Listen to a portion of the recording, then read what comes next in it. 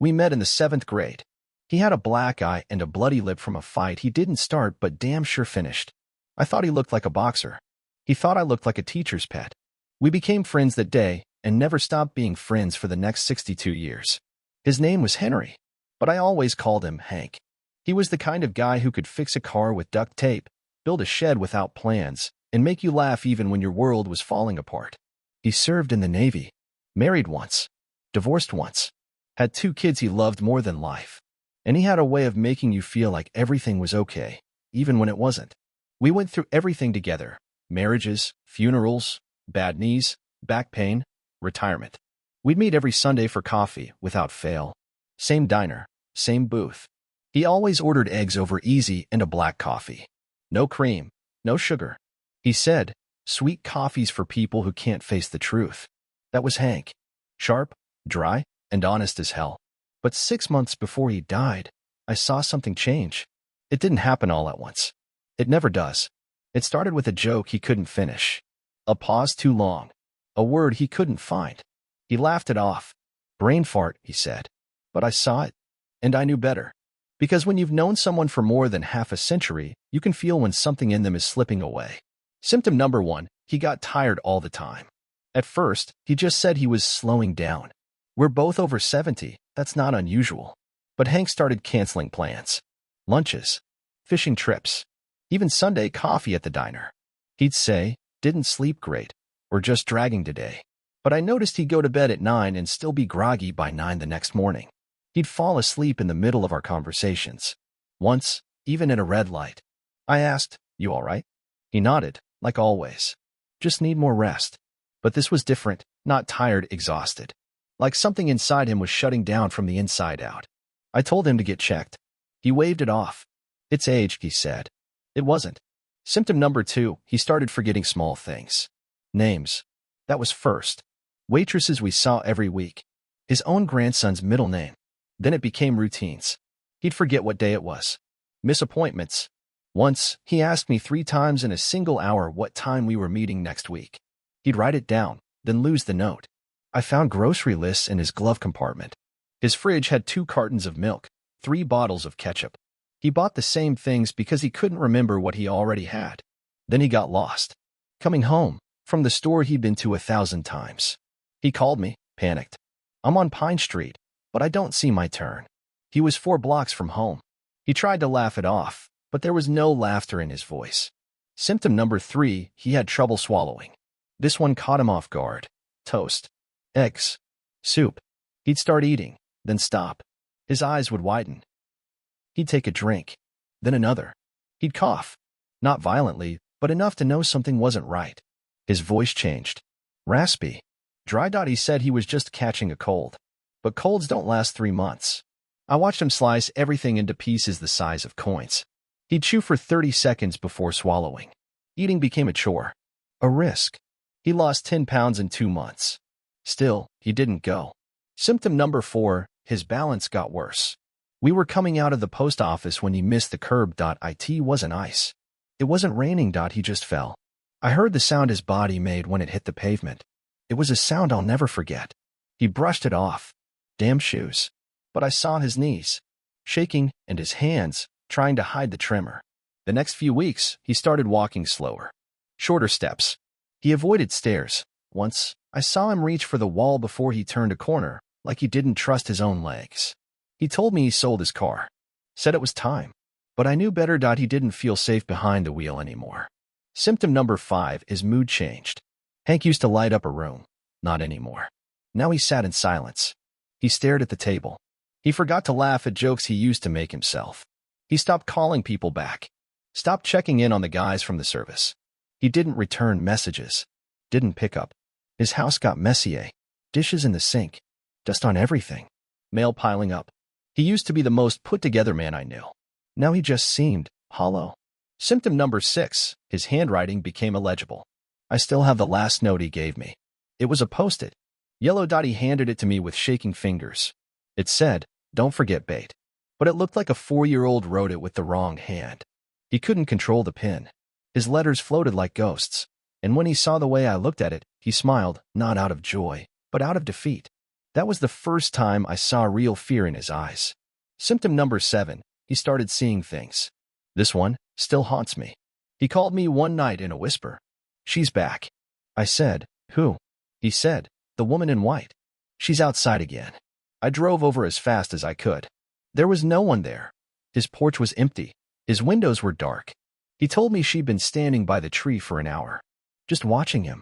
The next week, he said he saw spiders crawling across his ceiling. Said they moved when he blinked. He started hearing voices.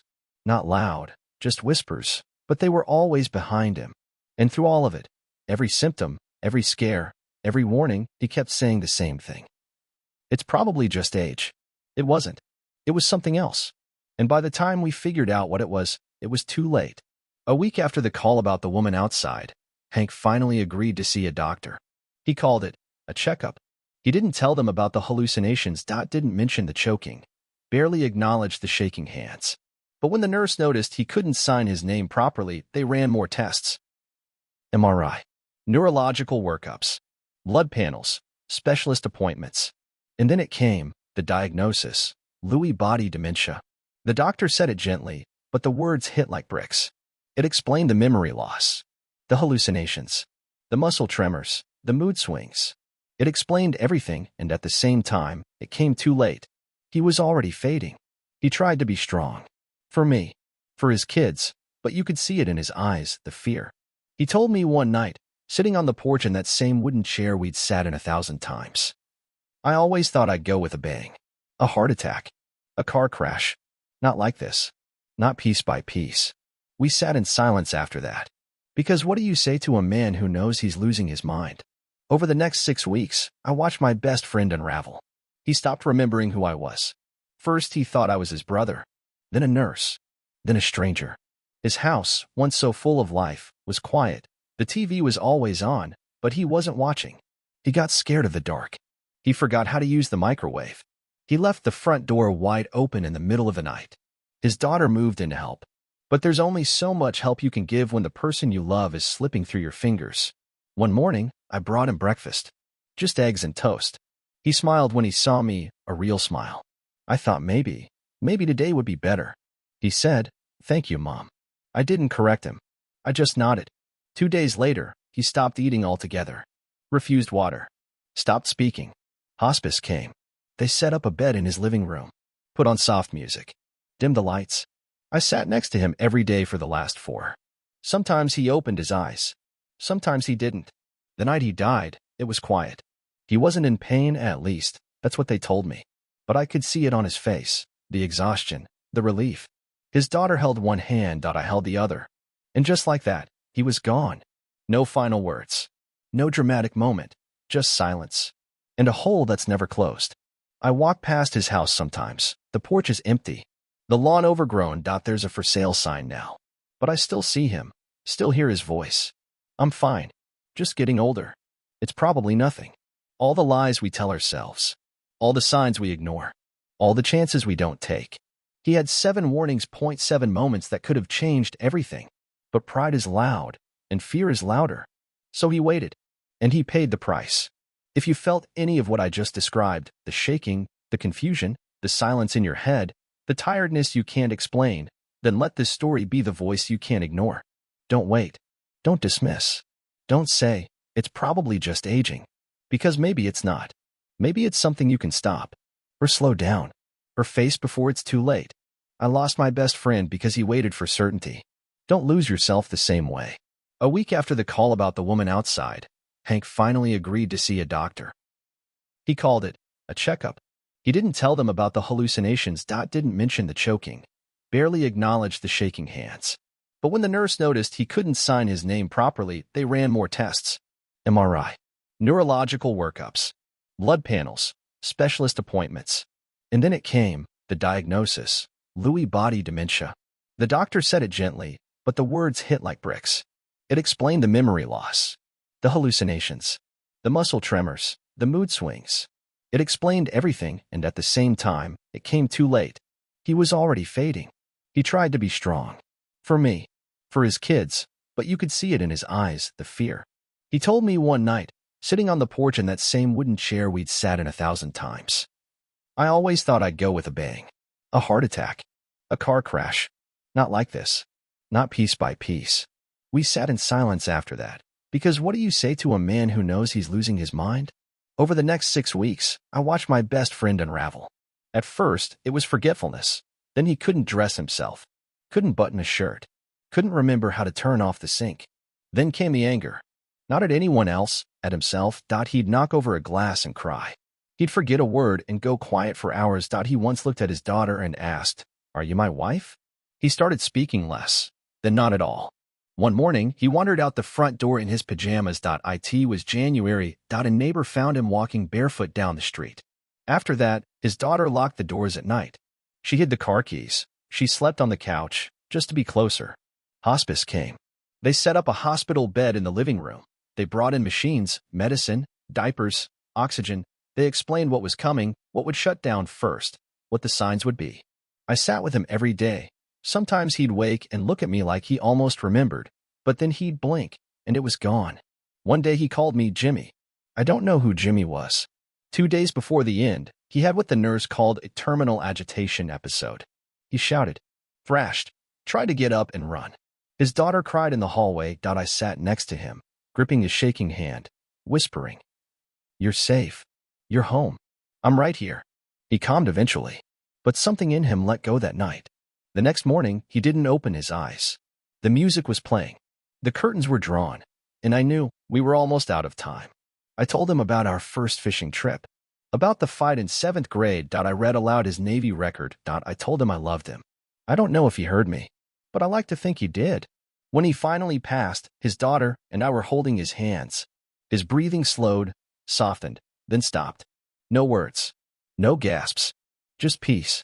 After they took the body, I sat in the empty living room for a long time. The silence was too loud. I opened a drawer and found a stack of notebooks. Hank had been trying to write down what he was feeling, what he was forgetting. Some pages were complete thoughts. Some were fragments. Point one said, "If I forget who I am, please remind me who I was." I cried harder than I ever have in my life. I spoke at his funeral. I told his story. I looked out into a crowd of people, friends, family, veterans, and I told them the truth. That Hank wasn't weak, that he didn't die because he gave up. He died because he waited, because he thought it was just aging. I said, if you're feeling something that doesn't feel right, don't wait. Don't wonder. Don't tough it out. Go. And now I'm saying it again. To if you felt tired for no reason, if your memory's slipping, if your hands are trembling, if your world feels smaller than it used to, please don't write it off. Don't wait until your name disappears from your own mind, until your hands can't write, until your words don't come back. Don't wait until someone else is sitting beside you, whispering who you used to be. Go. Call. Check. Ask. Speak. Because there's still time. And that time, it's the only thing we don't get back.